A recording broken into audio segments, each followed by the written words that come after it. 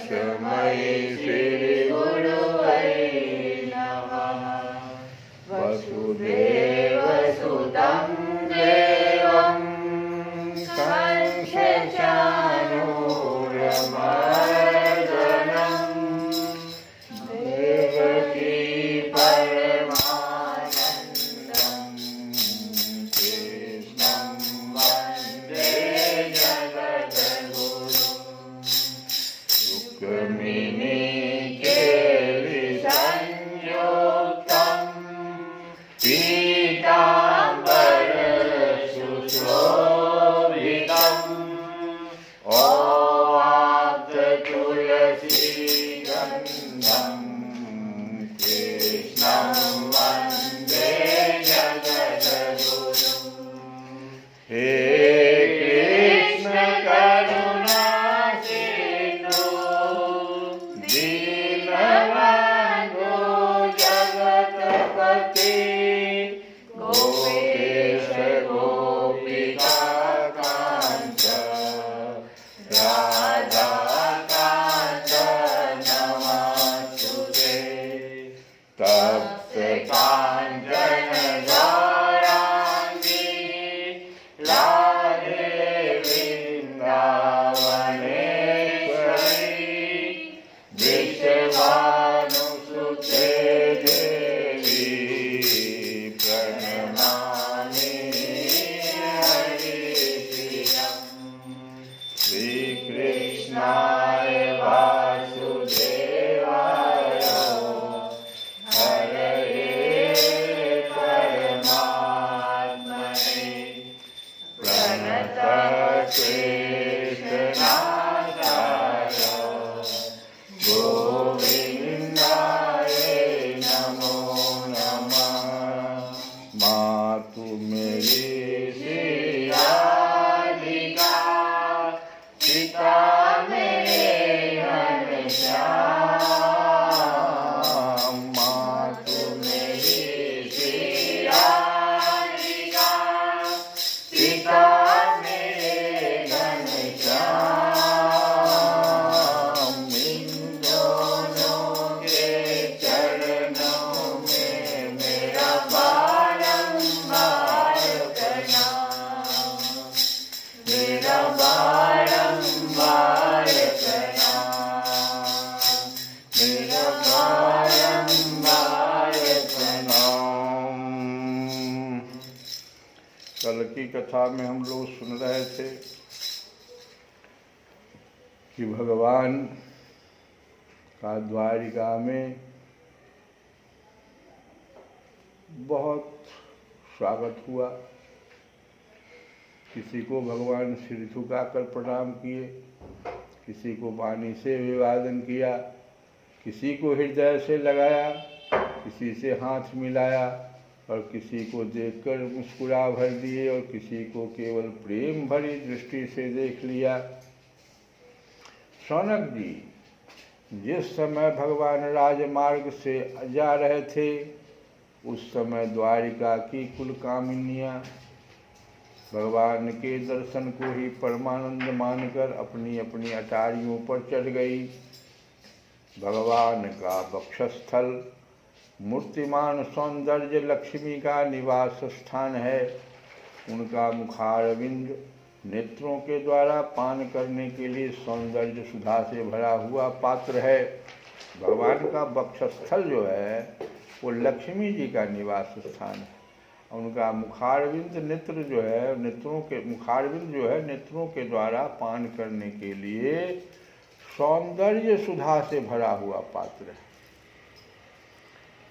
उनकी भुजाएं लोकपालों को भी शक्ति देने वाली है।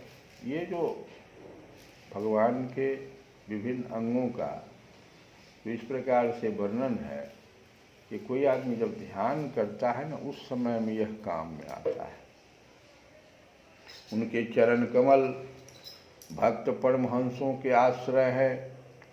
उनके अंग अंग शोभा के धाम हैं। भगवान की इस छवि को द्वारिकावासी नित्य निरंतर निहारते रहते हैं, फिर भी उनकी आंखें एक क्षण के लिए भी तृप्त नहीं होती। यही है ध्यान। द्वारिका के राजपथ पर भगवान श्री कृष्ण के ऊपर श्वेत वर्ण का छत्र तना हुआ था। श्वेत चंवर डुलाए जा रहे थे। चारों ओर से पुष्पों की वर्षा हो रही थी। वे पीताम्बर और बनमाला धारण किए हुए थे। इस समय वे ऐसे शोभायमान हुए मानो श्याम मेघ एक ही साथ सूर्य, चंद्रमा, इंद्रधनुष और बिजली से शोभायमान हो। भगवान सबसे पहले अपने माता पिता के महल में गए। कैसे कर्तव्य करना चाहिए कहीं से आने के बाद, इसकी शिक्षा भगवान दे रहे हैं कि भगवान सबसे पहले अपने माता पिता के महल में गए। वहाँ उन्होंने बड़े आनंद से देवकी आदि सातों माताओं को चरणों पर सिर रखकर प्रणाम किया और माताओं ने उन्हें अपने हृदय से लगाकर गोद में बिठा लिया। बाएं हाथ से नहीं प्रणाम किया, चरणों में सिर रखकर प्रणाम किया। स्नेह के कारण उनके स्तनों से दूध की धारा बहने लगी। उनका हृदय हर्ष से विह्वल हो गया और वे आनंद के आंसुओं से उनका अभिषेक करने लगी। माताओं से आज्ञा लेकर वे अपने समस्त भोग सामग्रियों से संपन्न सर्वश्रेष्ठ भवन में गए। अपने 16,000 पत्नियों के अलग अलग महल थे। अपने प्राणनाथ भगवान श्री कृष्ण को बहुत दिन बाहर रहने के बाद घर आया देखकर रानियों के हृदय में बड़ा आनंद हुआ। उन्हें अपने निकट देखकर वे एकाएक ध्यान छोड़कर उठ खड़ी हुई। एक साथ 16,000 घरों में प्रवेश कर गए। अब एक स्त्री यह नहीं जान रही कि उस घर में भी भगवान है। उन्होंने केवल आसन को ही नहीं बल्कि उन नियमों को, क्या है नियम सुनो। एक स्त्री का पति अगर विदेश गया हो तो 5 नियम है जो कि उस स्त्री को पालन करना पड़ता है। शास्त्र हमारा यही कहता है। क्रीडाम, पहला है क्रीडाम, शरीर संस्कारम, समाजोत्सव दर्शनम, समाज में अगर उत्सव हो रहा है तो उसका दर्शन।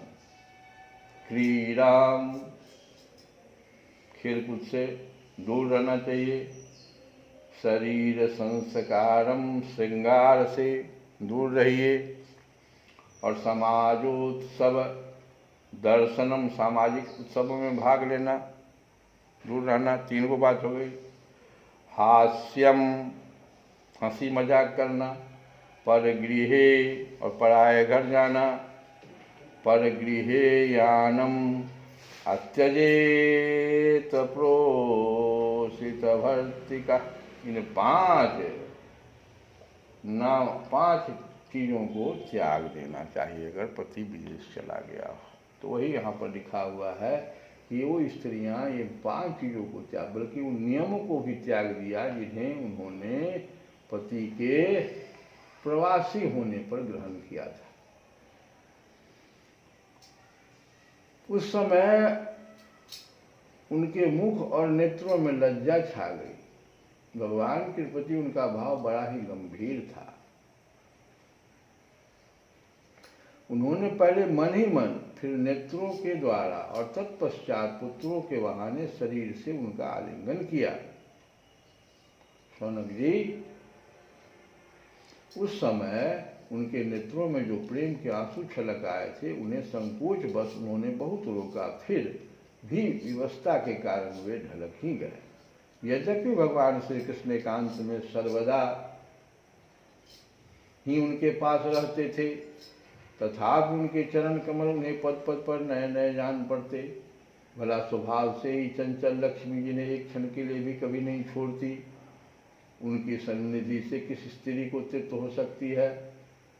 लक्ष्मी, पैसा, मनी, धन, ये बड़ा चंचल है। कभी आज इनके यहाँ, कभी उनके यहाँ, कभी वहाँ, बहुत चंचल स्वभाव है लक्ष्मी का। अब वो भी जो है स्त्रीलिंग भाव में लक्ष्मी को लिया जाता है। इतनी चंचल है जो हम लोग रोज देख रहे हैं कि कैसे चंचलता है। अमीर को गरीब होते हुए, गरीब को अमीर होते हुए। लेकिन वो लक्ष्मी भी भगवान के, उनकी सन्निधि से तृप्त नहीं होती। एक क्षण के लिए कभी नहीं छोड़ती। जैसे वायु बांसों के संघर्ष से दावानल पैदा करके उन्हें जला देता है, वैसे ही पृथ्वी के भारभूत और शक्तिशाली राजाओं में परस्पर फूट डालकर बिना शस्त्र ग्रहण किए ही भगवान श्री कृष्ण ने उन्हें कई अक्षौहिणी सेना सहित एक दूसरे से मरवा डाला और उसके बाद आप भी उपराम हो गए। साक्षात परमेश्वर ही अपनी लीला से इस मनुष्य लोक में अवतीर्ण हुए थे और सहस्त्रों रमणीय रत्नों में रहकर उन्होंने साधारण मनुष्य की तरह क्रीड़ा की, जिनकी निर्मल और मधुर हंसी उनके हृदय के उन्मुक्त भावों को सूचित करने वाली थी, जिनकी लजीली चितवन की चोट से बेसुध होकर विश्व विजयी कामदेव ने भी अपने धनुष का परित्याग कर दिया था। वे कमनीय कामनियाँ अपने काम विलासों से जिनके मन में तनिक भी क्षोभ नहीं पैदा कर सकी, उन असंग भगवान श्री कृष्ण को संसार के लोग अपने ही समान कर्म करते देखकर आसक्त मनुष्य समझते हैं। यह उनकी मूर्खता है। यही तो भगवान की भगवत्ता है कि वे प्रकृति में स्थित होकर भी उसके गुणों से कभी लिप्त नहीं होते। जैसे भगवान की शरणागत बुद्धि अपने में रहने वाले प्राकृतिक गुणों से लिप्त नहीं होती, वे मूढ़ स्त्रियां भी श्री कृष्ण को अपना एकांत से भी स्त्री परायण भक्त ही समझ बैठी थी, क्योंकि वे अपने स्वामी के ऐश्वर्य को नहीं जानती थी। ठीक वैसे ही जैसे अहंकार की वृत्तियाँ ईश्वर को अपने धर्म से युक्त मानती है। श्री कृष्ण गोविंद हरे।